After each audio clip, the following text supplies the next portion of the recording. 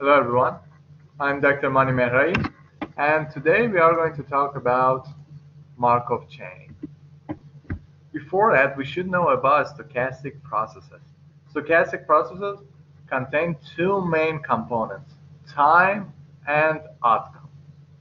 So time will be taken from the state named time, we can denote it by capital T, and also outcome will be taken the elements from the set S, we can show it by capital S. So these two components will define the stochastic process through the variable x that we can show here. So the whole thing here is just the stochastic process.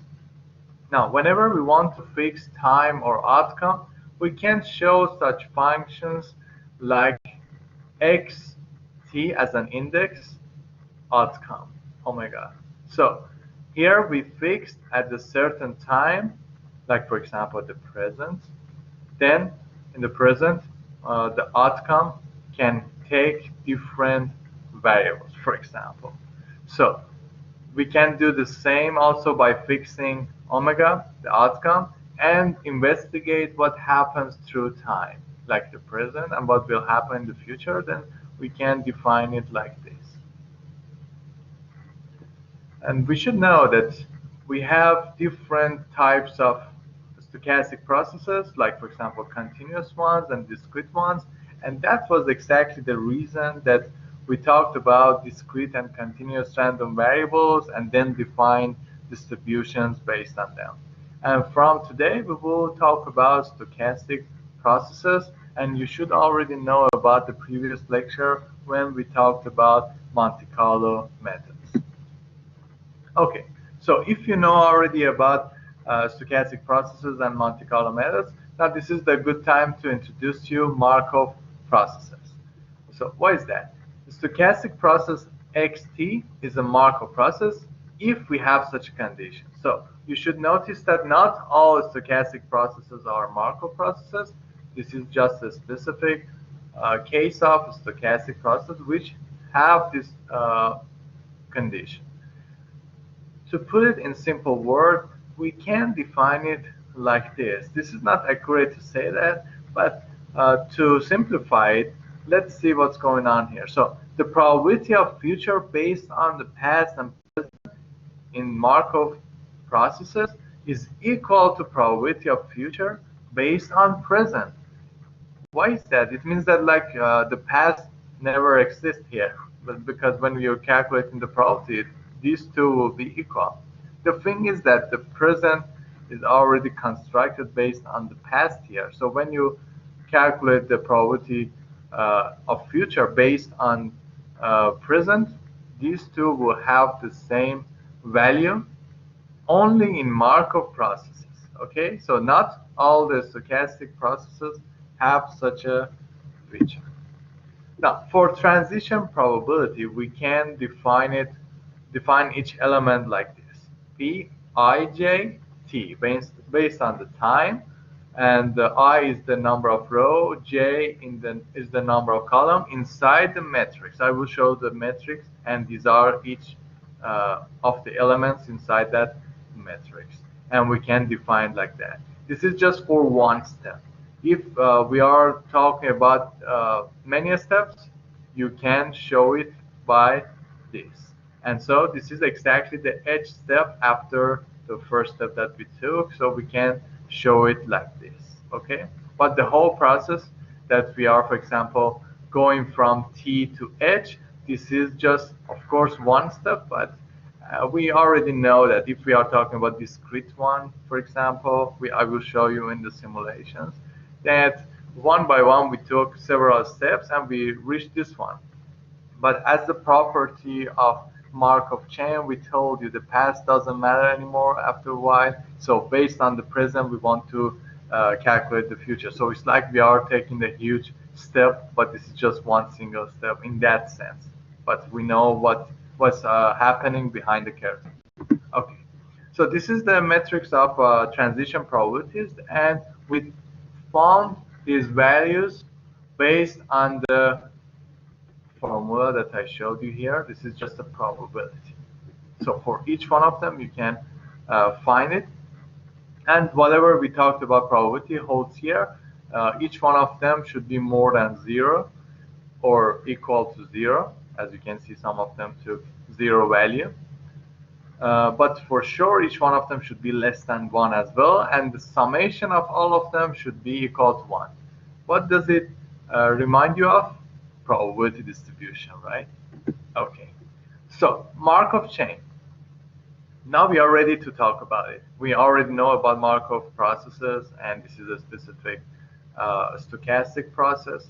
Now what is a Markov chain? Markov chain is a discrete time, discrete state Markov process. So in this scenario, we have only discrete cases for both time and the outcome, which we represent by state here. So you see, whenever we talk about Markov chain, everything should be transformed into discrete ones. So whatever we talked about transition probability, this is the same for Markov chain here. The only difference is that we are talking about the discrete ones. And this property for homogeneous holds for Markov chain. That's the reason that we can easily calculate the n multiply n matrix from it. And for these states that we talked about, we can define distribution as well. So we will have state distribution. And to define that, we should define also initial distribution. What is that? This is our initial state. Whenever you want to simulate Markov chain, you should start it from an initial state. This information is important. Just where to start from the beginning. What's my state to start? And after we know that, we should come up with our probability mass function for xt. And how is it possible? By probability of t. So what we are talking about here, it means that we start from something. This is our initial distribution. And then based on the transitions, we will take our state into new states. So that's what's happening here. And based on them, we can define distribution. So for both initial and the transition, then we can have distribution, and all of them, we call them state distribution. And this is the way you can calculate it. And based on the step that you want to check, then you can calculate it based on these matrices. So we explained everything here. So based on that, you can calculate all of them for each one of those new states. Now, the thing is that we should make sure that after some processes, we want to reach a steady state. Why this is important, I will show you in the simulation that later in the next lecture I will talk about it. But now that we want to just introduce you to a steady state, let's see what we are talking about. In that case, we want to find the limit of p index h x when h goes to infinity.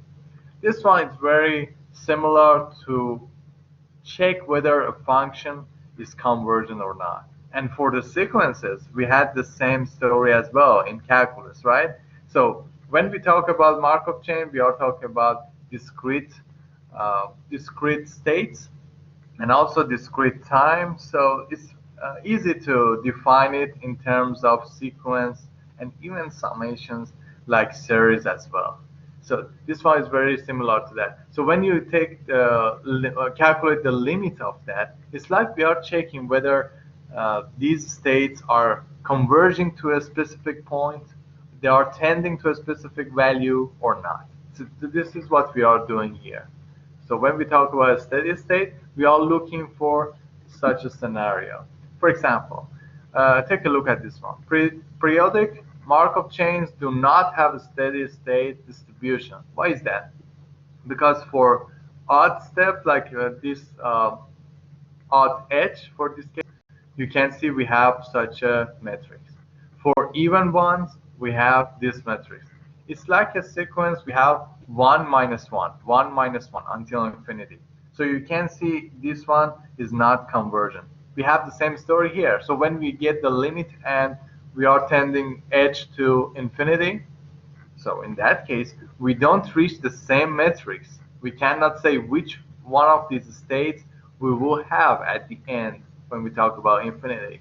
So in that scenario, we cannot say that we will reach steady state, and this is not a good feature. And usually we are trying to define Markov chains the way that we will reach these steady states.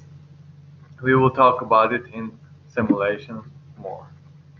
Now, what are regular Markov chain? A Markov chain is regular if for some step h, all the h step transition probabilities between states are strictly greater than 0. So for all of them this is the case, but actually the thing is that for some of them it happens that they are positive. Not all of them are positive like that, and some of them are 0, and still we call them a regular Markov chain too. But the feature of regular Markov chain is that they have steady state distribution. This is very good news. So in that scenario, if this condition holds, then we will have a steady state distribution. Now, the present was an egg laid by the past that had the future inside its shell. Such a philosophical sentence. But let's see if we can simulate that using Markov chain. Think about it a little. See you guys.